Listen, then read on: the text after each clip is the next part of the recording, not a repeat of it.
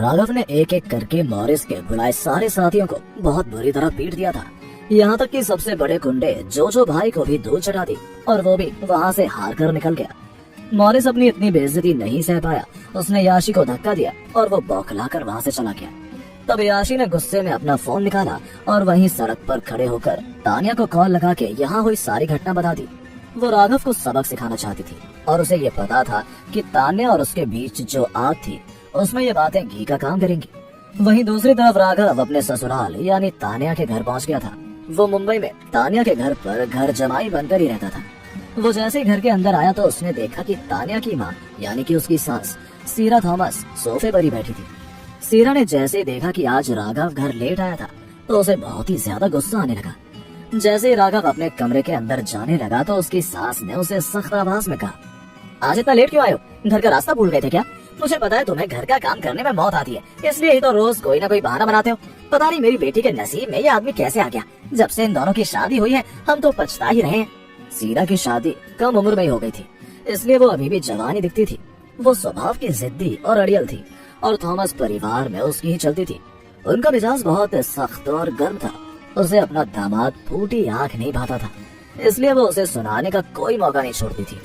राघव अपनी सास के सामने कुछ बोल नहीं पाता था, लेकिन आज उसने हिम्मत करके अपनी सास सीरा से कहा, आज काम ज्यादा था इसलिए मुझे आने में थोड़ा लेट हो गया। सीरा को राघव का हर जवाब बहाना ही लगता था, इसलिए उसने राघव से कहा, हम तुम्हें जेब खर्च देते तो हैं, तो अब ये काम का नया नाटक पालने की क्या जरूरत है? तुम अपने लिए जायदाद जमा करना चाहते हो क्या? तभी राघव के ससुर यानी पीटर थॉमस वहाँ गए। उन्होंने अपनी बीवी की तरफ देखते हुए कहा, तुम हमेशा ऐसी कड़वी बातें क्यों करती हो? वो हमेशा ही मन लगाकर घर के काम करता है और अगर वो खुद के दम पर कुछ करना चाहता है तो इसमें हर्जी क्या है? पीटर थॉमस एक बहुत ही सरल और सुलझे हुए आदमी थे जो अब रिटायर हो चुके थे। वो राघव के दर्द को समझते थे क्योंकि उनकी पत्नी ने पूरी जिंदगी उन पर रौब जमाया था, इसलिए वो नहीं चाहते थे कि राघव को भी इन सब से गुजरना पड़े।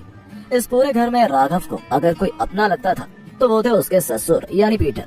तभी सीरा ने अपने पति से कहा, तुम तो बीच में बोलो ही मत, अपने सभी भाइयों को देखो और खुद को देखो। ना तुम खुद कुछ कर पाए ना ही इस नकारा को कुछ करने देना। तुम तो खुद अपनी बेटी के पैसों पर पल रहे हो और चाहते हो ये भी यहाँ मुफ्त में रहे। सीरा की शादी 25 साल पहले उसके परिवार ने पीटर खानदान के शानो शौकत को देखते हुए की थी, लेकिन शादी के कुछ टाइम बाद ही पीटर अपनी फैमिली से अलग होकर रहने लग गया क्योंकि वो फैमिली बिजनेस की लड़ाई झगड़े में नहीं पड़ना चाहते थे। उसके बाद से उन्होंने जो भी कमाया था वो अपने दम पर ही कमाया, लेकिन इससे सीरा कभी खुश नहीं हुई। जब तान्या बड़ी हुई तो उसने अपना बिजनेस शुरू किया और फिर अपने माँ बाप के लिए एक घर भी ले लिया। अपनी बीवी से ये कड़वी बातें सुनकर पीटर का चेहरा गुस्से से लाल हो गया। तभी सीरा ने राघव की तरफ देखते हुए कहा, तुम क्या यहाँ बुत बनकर हमारी बातें सुन रहे हो? जल्दी से गर्म पानी की बाल्टी लाओ ताकि मैं उसमें अपने पैर डालकर सेक सकूं। पिछले 2 सालों में राघव ने इस घर का हर एक काम करना सीख लिया था। वो अपने सास ससुर को कभी पलटकर जवाब नहीं देता था क्योंकि इस तरह वो उन्हें अनादर करता। तभी तान्या जो कि अपने कमरे में थी वो भी बाहर आई और राघव की तरफ देखकर बोली, राघव कमरे में आओ, मुझे तुमसे कुछ जरूरी बात करनी है। ऐसा पहली बार हुआ था कि तान्या खुद सामने से राघव से बात करना चाह रही थी।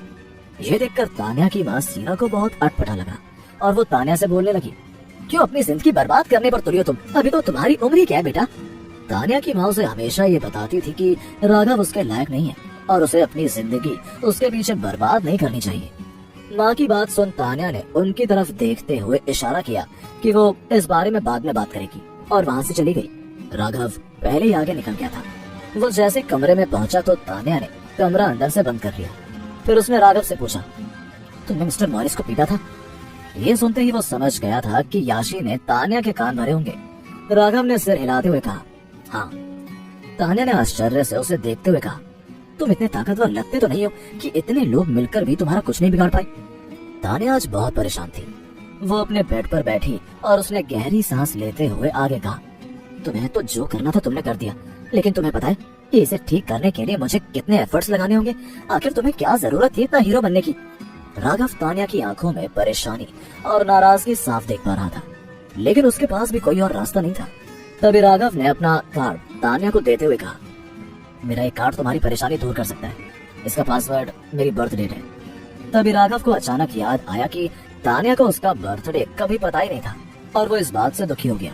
उसे इस बात का अंदाजा था कि इस बेमेल शादी से तान्या बहुत परेशान थी और आज उसी की वजह से वो इतनी गुमसुम बैठी थी।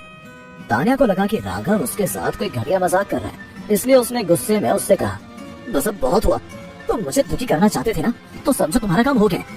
तान्या को अब राघव से आगे कोई बात नहीं करनी थी। आज उसी की वजह से बहुत लोगों के बीच उसका मजाक बना था। वही राघव तान्या को ये समझाना चाहता था कि वो उसको तकलीफ नहीं बल्कि उसकी मदद करना चाहता था। तभी तो उसने तान्या को वो काट दिया। राघव ने कहा, तान्या मैं राघव तान्या के सामने कुछ बोल ही नहीं पाया, क्योंकि उसे समझ ही नहीं आ रहा था कि वो उसे कहां से और क्या क्या बताए। तभी तान्या ने राघव से कहा, छोड़ो, मुझे कुछ नहीं सुनना है। मुझे लेटर में दादाजी ने कहा था कि अगर 3 साल के बाद मैं तुम्हारे साथ ये शादी ना निभाना चाहूँ तो हम डिवोर्स ले सकते हैं। अभी 1 साल और बचा हुआ है हम दोनों के लिए। मैंने तुम्हें पिछले 2 सालों में कई मौके दिए, लेकिन तुम पहले जैसे थे वैसे ही आज भी हो। तुम्हें कोई बदलाव नहीं आया है। मुझे लगता है कि तुम्हें अपने अंदर झांककर देखना चाहिए। यही थी तान्या और राघव के रिश्ते की सच्चाई। दोनों पति पत्नी होकर भी एक दूसरे के लिए बिल्कुल अनजान थे। राघव को पता था कि चाहे वो कोई भी सफाई दे दे, अब तान्या उसकी बात नहीं मानेगी। तो उसने तान्या से कहा, मैं खुद को बदलने की कोशिश करूंगा और आगे से मेरी वजह से तुम्हें कोई परेशानी नहीं होगी। तान्या ने राघव की बात सुनकर उसे समझाते हुए कहा, देखो राघव, अगर मैं तुम्हें छोड़ भी दूंगी तब भी एटलीस्ट मैं तुम्हें इतने पैसे दे दूंगी कि तुम्हारी पूरी लाइफ आराम से चल जाए। लेकिन शर्त सिर्फ यही है कि तुम उन पैसों का सही इस्तेमाल करोगे तो तुम्हें कोई परेशानी नहीं होगी।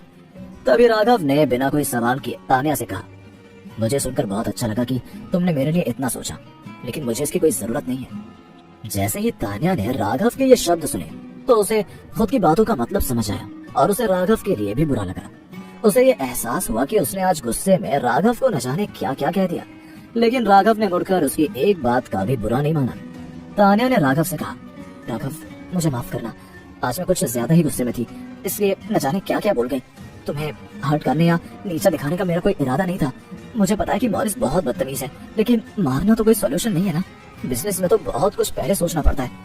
तान्या यूं तो राघव पर बहुत गुस्सा थी, लेकिन वो मन ही मन ये भी जानती थी कि आज गलती सिर्फ राघव की नहीं थी। तान्या की इन बातों ने तो जैसे राघव के जख्मों पर मरहम का काम किया था। राघव ने गहरी सांस लेते हुए कहा, कोई बात नहीं तान्या, मैं तुम्हारी परेशानी समझ सकता हूँ, इसलिए मुझे बुरा नहीं लग रहा है। मैं कोशिश करूंगा कि मिसेस राठौर को मेरी वजह से कोई दिक्कत ना आए। ये सुनते ही तान्या को अलग सा महसूस हुआ। ऐसा पहली बार हुआ था कि राघव ने उसे इस नाम से बुलाया था। उसे ऐसा लग रहा था कि जैसे राघव उसे सेफ फील करवा रहा था। वो तो सोच रही थी कहीं ये उसका भ्रम तो नहीं था। वो इस बारे में और सोचना नहीं चाहती थी, इसलिए उसने राघव से कहा, ज्यादा बड़ी बातें करने की जरूरत नहीं है, गेस्ट रूम में जाकर सो जाओ, क्योंकि मुझे अब शांति चाहिए। राघव बिना कुछ कहे बाहर आया और गेस्ट रूम में चला गया था। उसके साथ ये पहली बार नहीं हुआ था जब तान्या ने उसे गेस्ट रूम में सोने को कहा था। जैसे ही राघव की सास सीरा ने उसे देखा तो उस पर ताना कसते हुए कहा, फिर से बाहर कर दिया गया तुम्हें? ओहो, बुरा लग रहा होगा ना। किसी ने सच ही कहा है, चिड़िया कितने भी पंख पसार ले, बाज तो नहीं बन सकती है। जिस दिन मेरी बेटी ने तुम्हें डिवोर्स दिया ना, उस दिन तुम्हें मैं एक कौड़ी भी नहीं दूंगी। राघव ने जैसे ही ये सुना उससे रहा नहीं गया और उसने अपनी सास को जवाब दिया, बाज तो हमेशा बाज ही रहता सासू माँ। अगर अभी वो पेड़ की डाल पर बैठा है तो इसका मतलब ये नहीं है कि वो चिड़िया बन गया है। वो तो बस एक्सपीरियंस करना चाहता है चीजों का। सीरा ने भी कभी सपने में भी नहीं सोचा था कि राघव कभी उसे पलटकर जवाब देगा। राघव गेस्ट रूम में गया और उसने एक्साइटमेंट में अपना कार्ड निकाला और खुद से कहा, अब मुझे पैसों की फिक्र करने की कोई जरूरत नहीं है।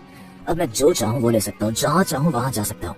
जैसे ही उसने अपना पासवर्ड डाला और अपना बैलेंस चेक करना चाहा तो उसमें बैलेंस बहुत कम रुपए दिखा रहा था। ये देखती राघव के पैरों के तले जमीन खिसक गई और उसने तुरंत किसी को कॉल लगाया, क्योंकि उसे इसका कारण जानना था। राघव ने किसे फोन किया था, राघव ने तान्या से शादी क्यों की थी और तान्या ने राघव से किस लेटर का जिक्र किया था। क्या तान्या अपनी कंपनी को बचा पाएगी? आगे क्या मोड़ लेगी ये कहानी और इन सभी की लाइफ में आगे क्या होने वाला है? क्या होंगे इन सभी सवालों के जवाब? कमेंट बॉक्स में कमेंट करके जरूर बताइएगा और आगे की कहानी जानने के लिए सुनते रहें राघव बन गया जेंटलमैन।